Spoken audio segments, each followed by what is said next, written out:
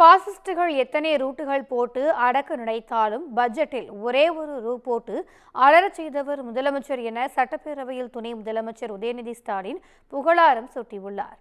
சட்டசபையில் பேசிய துணை முதலமைச்சர் உதயநிதி ஸ்டாலின், முதலமைச்சராக இருந்த எடப்பாடி பழனிசாமி எனது காரில் ஏறியபோது நான் ரூட் மாறமாட்டேன் என்றார். ஆனால் டெல்லியில் மாறிவிட்டார் என்றும், டெல்லியில் 3 கார்கள் மாறித்தான் அதிமுக அலுவலகத்திற்கு எடப்பாடி பழனிசாமி சென்றுள்ளார் என்றும் விமர்சித்தார். நான் பதில் சொல்லும் போதெல்லாம் எதிர்க்கட்சித் தலைவர் அவையில் இருப்பதில்லை என்று உதயநிதி ஸ்டாலின் தெரிவித்தார்.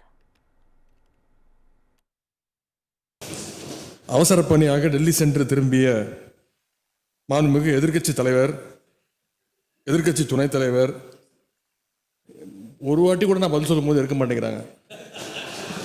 நானும் தொடர்ந்து பார்த்துக்கிட்டே இருக்கிறேன்.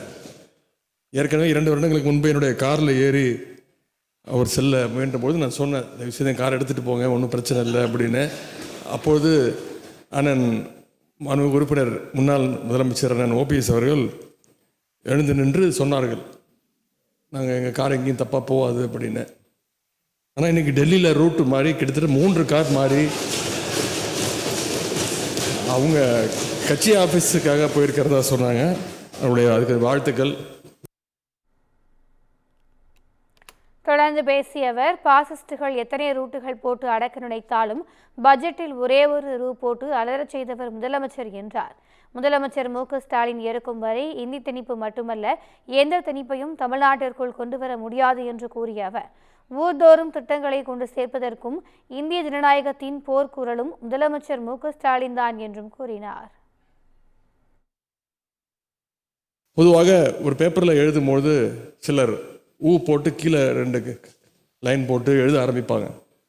ஆனால் நம்முடைய முதலமைச்சர் அவர்கள் ரூ போட்டு இந்த பட்ஜெட்டை ஆரம்பிச்சிருக்கிறாங்க. பாசிஸ்டுகள் எத்தனை ரூல்ஸ் போட்டு தமிழகத்தை அடக்க நினைத்தாலும் பட்ஜெட்டில் ஒரே ஒரு ரூவை போட்டு அவர்களை அலறச் செய்தவர் தான் நம்முடைய மாண்பு முதலமைச்சர் அவர்கள்.